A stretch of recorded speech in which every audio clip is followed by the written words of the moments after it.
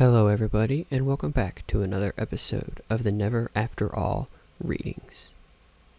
Today's reading will be Wake Up and Smell the Ashes by Flintlock, read by the Never After All. On a bright sunny day, Equestria burns. Enormous balls of fire rain down from the sky. When they strike, they send monstrous geysers of ash and pulverized rock skyward.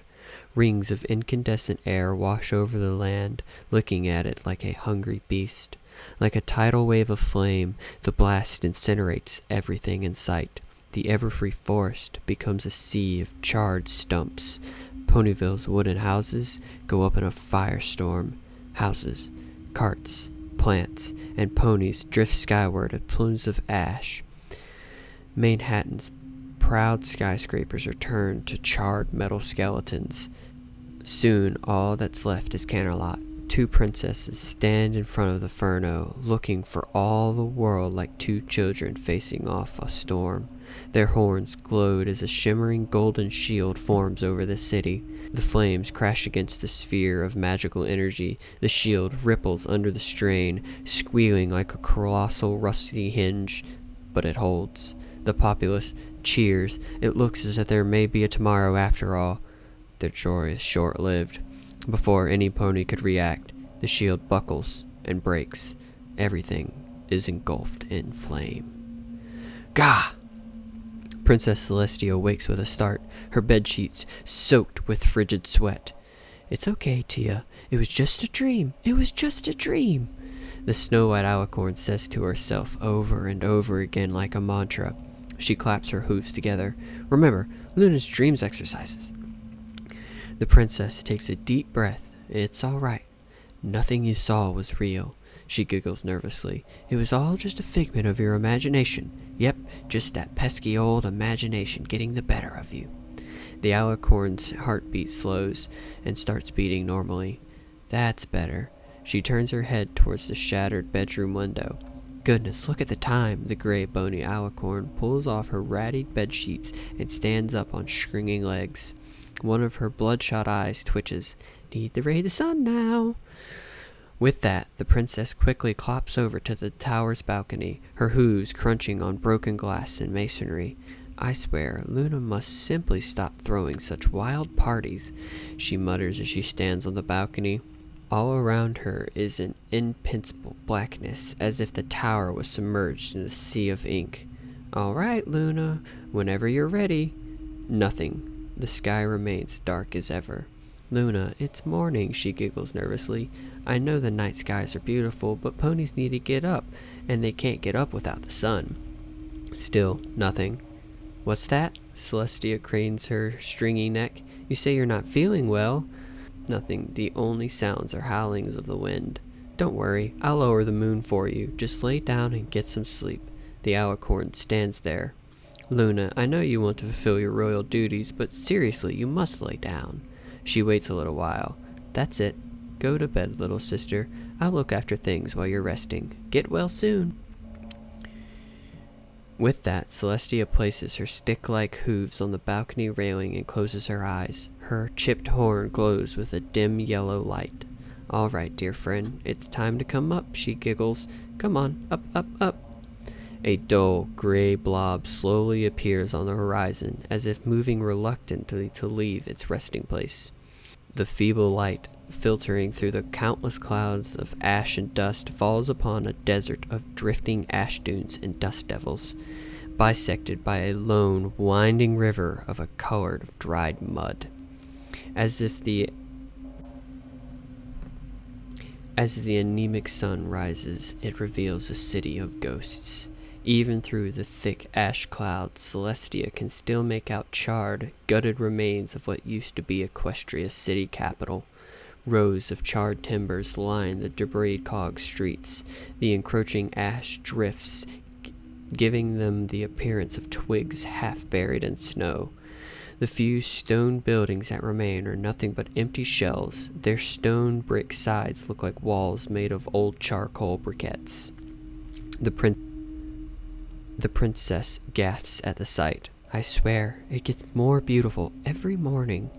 A voice tightens around Celestia's brain. You really are insane, aren't you? Celestia frowns. It's always the same. Every day of the week, every year, that pesky voice shows up, whispering those horrible lies. Look at this place. Look at it, the voice says. Canterlot isn't a city anymore. It's a graveyard. A graveyard, Celestia shouts. I'll have you know that Canterlot is the most lively city in all of Equestria. Really? I don't see much liveliness. Could you point it out? You need to give it some time, Celestia says. The sun just rose. I'd counter that, but it's kind of early. I'll be back. As soon as the voice leaves, its insidious companion, the rasp, takes its place. Right on schedule, Celestia can feel it in the back of her head, gnawing away at her confidence with questions she cannot answer. Thankfully, the doubts are weak now. A slight mental push banishes the rasp into the depths of her mind like a monster into the depths of Tartarus. With that, Celestia trots back to her sleeping chambers. Well, time to make myself look like a princess. She giggles as she plucks the comb off the dresser. 1, 2, 3, Celestia counts as she brushes her stringy, mangled coat. The once pristine fur, the envy of mayors the world over, is stained permanent light gray from ash. Ribs, like the bars of a cage, poke out through the coat. There we go. Celestia puts down the brush and retrieves her regalia from the dresser. She mumbles, turning the tiara and the collar over. Looks a bit smudged. Celestia breathes on her dented, tarnished tiara and rubs it with a hoof. Much better. With that, the alicorn trots down the winding staircase leading from the sleeping chambers, her hooves slipping on the crumbled masonry. Once she reaches the bottom, she trots down the hallway with the royal dining hall, her hooves clip-clopping on the dusty tiles. As Celestia walks, she turns her head towards the Pontican dressed in the remains of a maid's uniform. Good morning, Feather Duster. How are you? The Pontican stands in stoic silence. That's good to hear. Celestia twists her head around. Listen, could you be a dear and take a look at my sleeping quarter? Luna has been partying in there last night, and the place is a mess. The Pontican didn't say anything. Well, I won't keep you any longer. With that, Celestia trots down the crumbling hallways, deftly threading her way through piles of shattered masonry and collapsed support beams. Good morning, Twilight, Celestia says to the Pontican wearing a blackened, warped tiara. How are you doing? Did you sleep well? She starts laughing. I hope you didn't stay up all night reading again. You know reading in the dark is bad for your eyes. Twilight says nothing. Oh, Twilight, you don't need to call me princess anymore. Celestia twirls around and sits in the other end of the table. Just Celestia will do. Now, what do you say we have some breakfast? The Pontican is surrounded by a weak golden aura. It slowly floats itself over the table and pulls itself into a seat. There we go. Celestia ties a rotting napkin around her neck, chewing on one frayed corner. I wonder what the royal chefs had made for breakfast today. Celestia's horn glows again. The rusted serving cart inches its way towards the table, its wheel squeaking as if in pain. Oh, I wonder what this could be. The princess levitates a covered dish over to her setting and lifts the cover, revealing a rusted can of stewed tomatoes, perhaps the last tomatoes on the planet. My favorite! A blast of magic slices the lid clean off, and Celestia wolfs down the decades-old fruit, juices trickling down her hollowed cheeks, muzzles, in little rivets, giving her an appearance of an equine vampire after feeding. Ah, yes, Celestia lifts the chipped teacups and sipped. Ah, the bitter gray mud trickles down her gullet. Earl Grey, she turns to Twilight. You should try it sometime. It really helps soothe the soul. Yes, soothes the soul. Soothes the soul, huh? You could sure use that. Celestia frowns and raises a hoof. Excuse me, Twilight. She turns her chair around. Do you mind?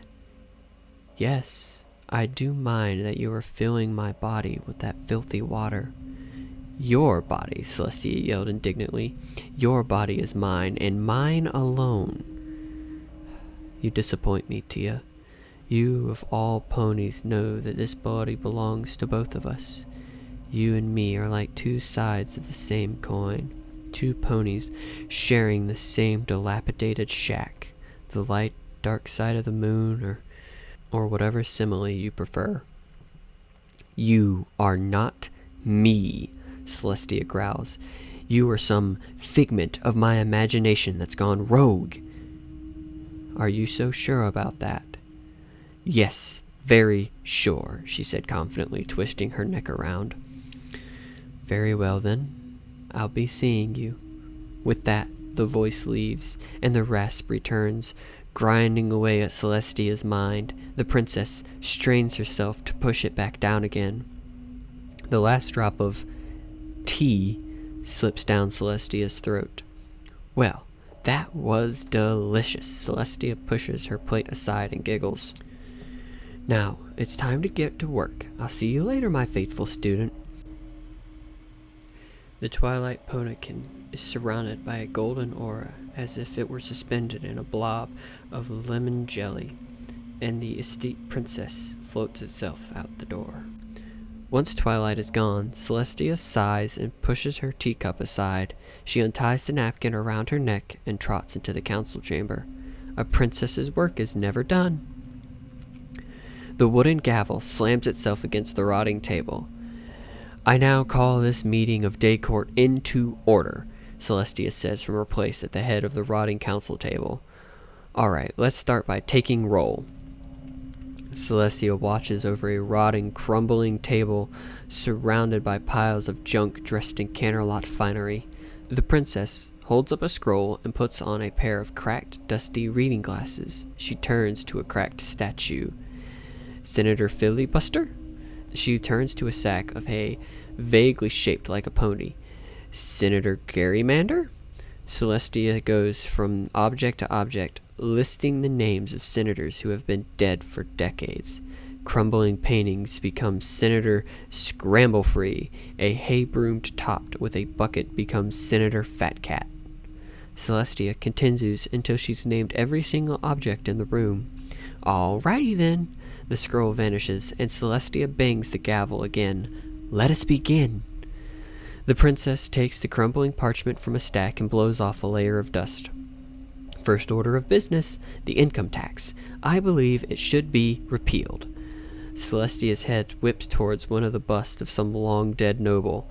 Yes, Senator Whip, I know that the royal treasuries are recording a defect this year, she says to the inanimate object.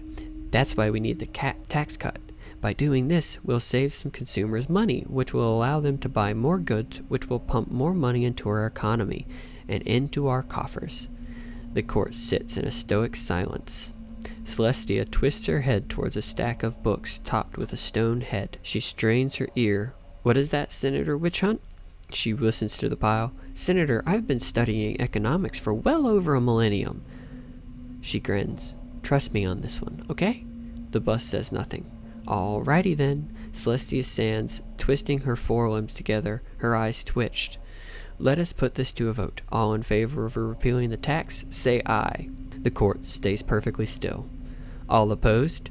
This is your chance. Nothing. The princess growls. I said this is your last chance. Still nothing. Say something! A burst of light explodes from the unicorn's horns. Clouds of dust and paper fly into the air, while senators fall over lifelessly. The anger subsides as quickly as it came. Whoopsie, the princess blushes. Sorry, I'm not sure what came over me. Celestia quickly sets up the senators back into their seats. She bangs the gavel. Then it's settled. As of now, I hereby repeal the tax income. Yep, I've definitely repealed the income tax. The emancipated pony rolls around on the dusty floor, laughing as if the announcement were the funniest joke in existence. Finally, she sits back down. Now, on the next order of business. Order of business? What business? Celestia winces as the voice tightens in her brain. Can't you see I am busy? Why do you keep torturing yourself like this, Tia? Torturing myself? I am not torturing myself. Tia, these senators have been dead for years. They haven't bathed in decades, much less voted on new laws. What are you talking about? Celestia yells. I can see them all right here. They just passed a new tax cut. Them. You mean those piles of junk you set up so you could have some pony to talk to?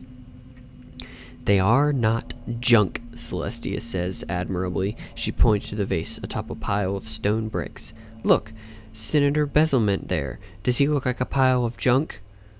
The voice sighs. There's just no getting through to you, is there? With that, the voice leaves. The instant it leaves, the rasp does its work on Celestia's mind, filling her brain with swarms of doubt. Maybe it's right, the doubt whispers. Maybe they're dead. Celestia shakes her head and banishes the rasp once more. You know what? I think that's enough for today. Wouldn't you agree? The senators keep their thoughts to themselves. Good. Now I adjourn the day court until tomorrow. Celestia bangs the gavel 3 times. Good day, every pony. With that, the alicorn rises from her seat and stretches. She rubs her back a little. 4 hours of sitting down is murder on the back. Her spine feels like a piece of rope that has been twisted one too many times. I need to get out, Celestia moans, rubbing her back with an ash-stained hoof. Yes, get out. A nice stroll through downtown Canterlot should do the trick. Yep, it'll do the trick nicely. Celestia gallops over to the convenient balcony and leaps off the railing. She spreads her thin, molting wings and glides towards the ruins of Canterlot. Okay, spread your wings out, angle out, and woomph! Celestia lands on the street with rubble. Her wings blow up thick clouds of dust. There we go, another perfect landing. The alicorn folds her wings against her body as she trots down the ruins of downtown Canterlot, spouting out greetings to everything in sight. Hello, she says to the skeleton trapped under the collapsed stone wall. Hello, she yells to a skeleton half buried in ash. Don't mind little old me, she giggles, just passing through. As she walks, the princess comes across a flower cart pieced together from scrap wood. Oh my, how lovely! Celestia plucks a length of wire bent into the shape of a flower. How much for one of these lovely roses, she asks the skeleton watching the cart. She nods. That seems reasonable. She rumbles through her saddlebag. Here you go. Celestia places the tarnished bit into the skeleton's rotted saddlebags. The former pony slumps to the ground with a sound of bag of sticks. Oh my, are you all right? A lemon-colored aura surrounds the skeleton and sets it back up on its stumpy legs. There you go. Celestia gently pats the skeleton's partly charred skull, and she giggles. You're welcome. The princess trots away from the stand. She presses the piece of wire to her muzzle and sniffs, filling her nostrils with the scent of rotting metal and ash. Ah! She sticks the piece of scrap into her mane and continues down the debris-choked road. As she walks, the princess eyes an old, half-collapsed bakery.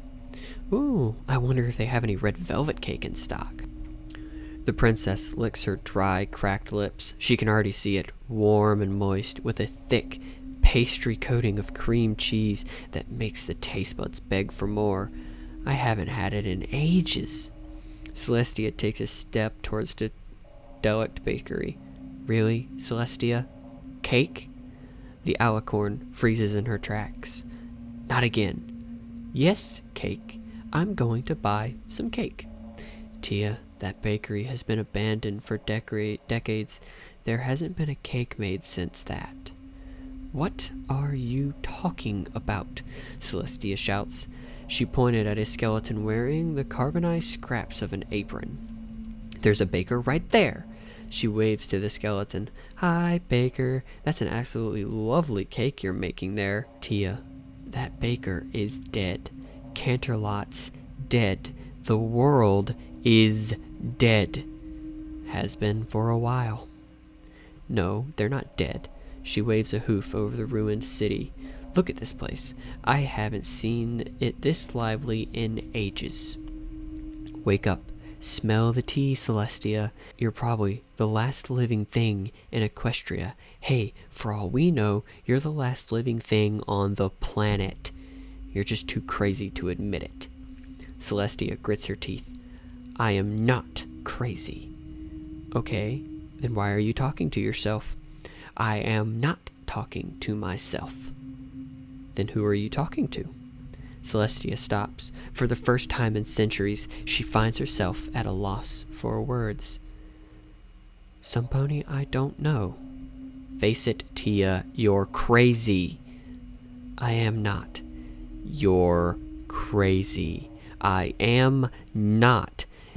You're crazy.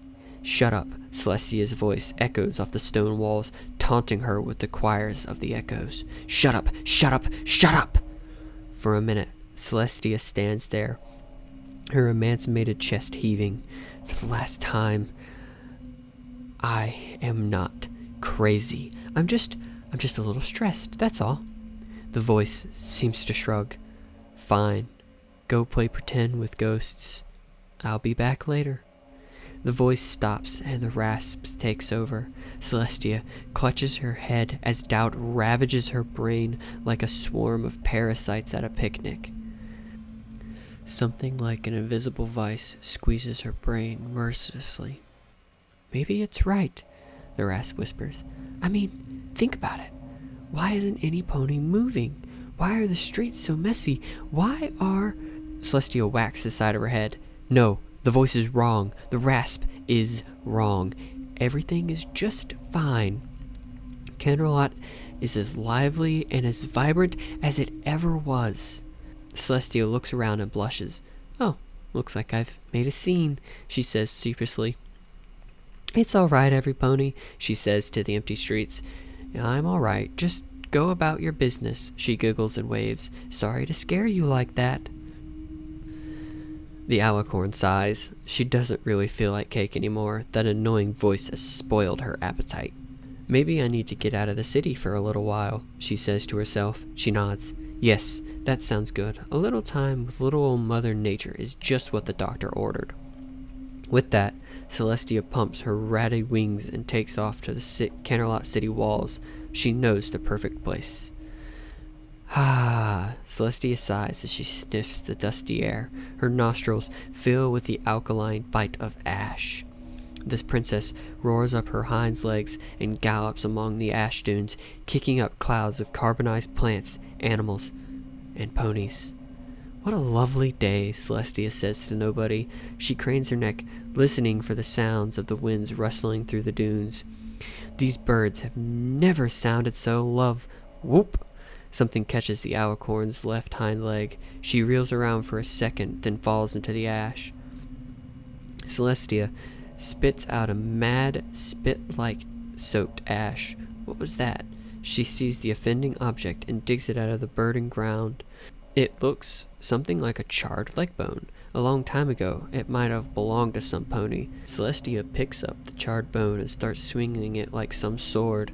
She remembered how when Luna and her were fillies, they'd play damsel in distress. Luna would be a brave knight, and Celestia would be a ferocious dragon guarding the fair maiden. Gosh, the memories. Celestia's ears perked up. Some pony was coming. She whisked her head around to see a mangly orange earth pony walking towards her. Oh, hello there, little filly, Celestia says warmly. She always loved her children. They were all so innocent, so full of life. What are you doing out here? The earth pony stops and stares. Its patchy hide stretched over her skeleton like a thin rubber. Saliva drops from its blood-stained muzzle. Don't be shy, little one. I won't bite. Celestia burst into an uproarious laughter for a second, then finally managed to calm herself down. Say, she leans over to the emancipated pony, would you like to play a game of tag with me? For a second, the earth pony just stands there as if trying to make up her mind. Finally, she rummages through her stained, smelly saddlebag and clutches a chunk of stinking, bloody meat plops out. The pony quickly tucks it back in and pulls out a crude knife hammered from the remains of a sign. Giggling, Celestia touches her right hoof to the pony's muzzle. You're it! With that, the princess gallops down the ash dunes, giggling like a school filly. The earth pony chases after the alicorn princess like a timber wolf chasing a rabbit, slashing wildly with her scrap metal knife. Celestia effortlessly dodges the pony's desperate slashes. Missed me again. She laughs. Another swipe with the knife. Ooh, so close, Celestia giggles impishly. She hasn't had this much fun in ages. The alicorn splashes into the ash-choked river, sending sprays of slate-gray water. I hope you don't mind getting a little wet. The earth pony apparently does not care about getting wet. She followed the princess into the river, her glazed eyes filling with ravenous hunger. Something catches Celestia's forehoof. The princess trips, falls face first into the ashy ground. Snarling in triumph, the earth pony's knife flashes. A hot needle drags itself across Celestia's flank. A thin line of blood appears Celestia's faded cutie mark. Oh, looks like you got me. Celestia rolls out of the way of another slash, wincing as her enhanced alicorn physiology seals the wound. Now I'm it. A lemon glow builds up around the princess's horn. The earth pony stops. For a second, the hunger dissipates from its eyes. Princess? Thwomp. The horn flashes like a light bulb in a mountain-sized camera. Clouds of superheated dust and ash are lifted skyward when the light clears. All that's left is a pony charred to a skeleton and the smell of burning pork. You're it again, Celestia cheers. A breeze picks up. The skeleton starts to disintegrate into gray, flour-like ash. Well, you did it. You just killed one of the last remnants of the pony race. Celestia moans. Her head started to pound like a kettle drum. I don't know what you're talking about, she says through clenched teeth. Look at that thing you just tagged. Go on, look at it. Celestia complies. Anything to make the voice shut up. Now tell me, does that look like a filly to you? Something lifts inside the princess's head. For a second, she feels something lift from her mind, as if a pony had just drawn a curtain in her head. Her shrunken stomach heaves and turns. No. The princess breathes rapidly. Her heart beats as if trying to force its way out of her chest. It can't be. It can't be. The curtain mercifully shuts itself. The charred pony turns into an innocent, sleeping filly. Celestia breathes a huge sigh of relief. It wasn't real. Her relief is cut short by the old friend, the rasp. Celestia clutches her head. The rasp is strong right now, stronger than it's been in a long time. Doubt eats away at her thoughts like acid. For a brief second, she believes maybe, just maybe, the voice is telling the truth. No! With a force of will over 2 millennia in the making, Celestia pushes the doubt back into the depths of her mind like a monster being cast back into Tartarus. Panting her breaths, Celestia checks the grayish blob in the sky. Horse apples, she curses. She was supposed to meet with some of the petitioners before dusk. The princess turns the remains of the earth pony. Sorry, my little pony. She twists her legs together, but I've got a few itsy-bitsy things to do back at the castle.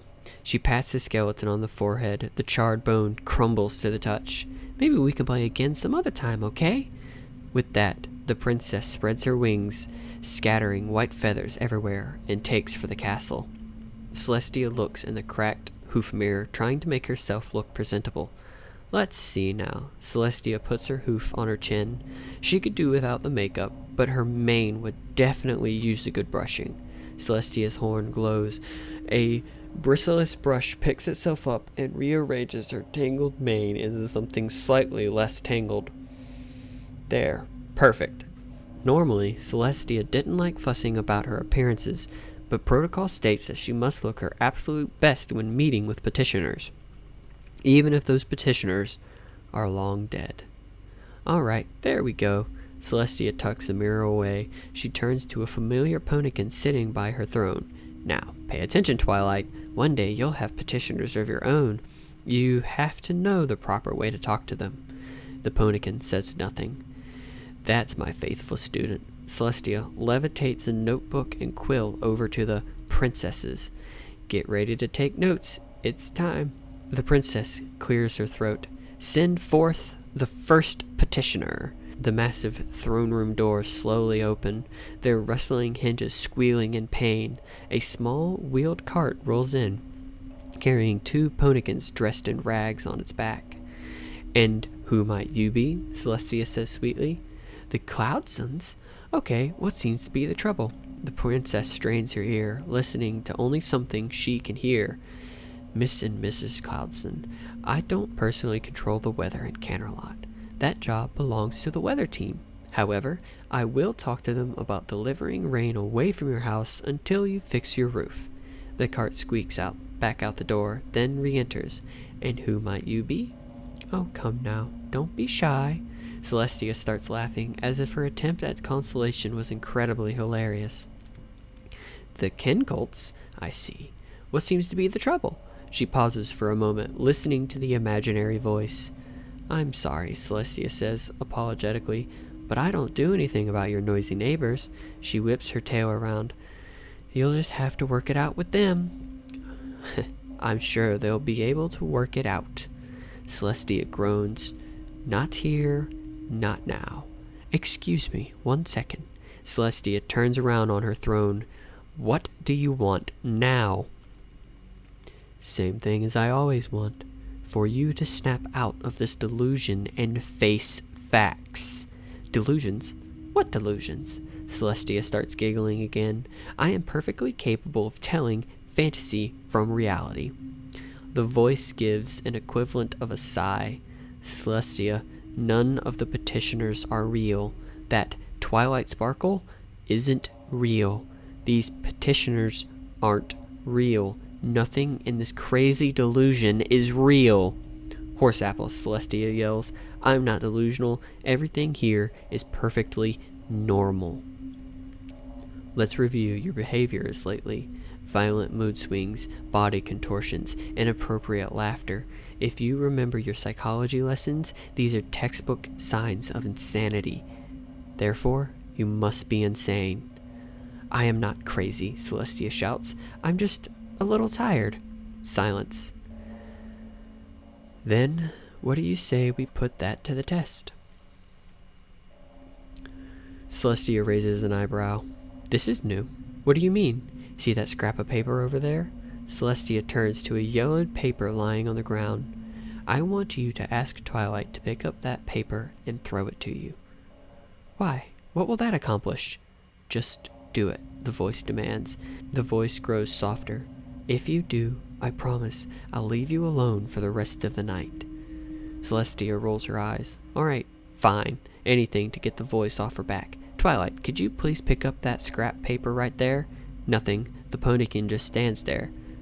"Twilight, please pick up the scrap paper," Celestia says, a bit harder this time. Still nothing. Celestia's voice grows stern. "Twilight, I order you to pick up that piece of paper." The ponykin refuses her request again. Something inside Celestia snaps. "Twilight Sparkle, you will pick up that paper or I will personally throw you in the dungeons." Once again, the ponykin annoys her. For half of an eye blink, a fog lifts from Celestia's mind. She sees the world for what it truly is, and not the facade that shattered. For half an eye blink, a fog lifts from Celestia's mind, and she sees the world for what it truly is, not the facade that her shattered mind had built for her. Celestia opens her mouth to gasp, but the fog quickly returns. The shattered throne room instantly repairs itself. The ponykin turns back into a smiling Twilight Sparkle. Celestia lifts the scrap paper and plops it into her front forelegs. "There you go. See? Twilight picked up the piece of paper now. Will you go?" The voice gives another one of its sighs. So close, yet so far. Well, I am a mayor of my word. Goodbye, Celestia. I'll see you tomorrow. Same time, same place. With that, the voice disappears. To Celestia's immense relief, the rasp has left as well. No doubts ravage her brain. Satisfied that her unwanted guest is gone, Celestia returns the attention back to her petitioners.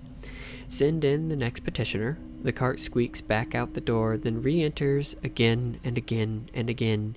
Each time it enters another alias, Mrs. and Mrs. Goodpony, Mrs. Steinbuck, the Sparks, each with their own imaginary requests.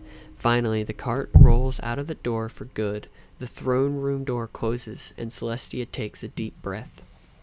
She turns to Twilight. Well, Twilight, what do you think? Do you think you'll be able to have your own petitioner someday?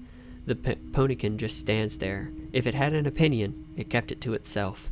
Celestia lets out a chuckle, which quickly escalates to hysterical laughter.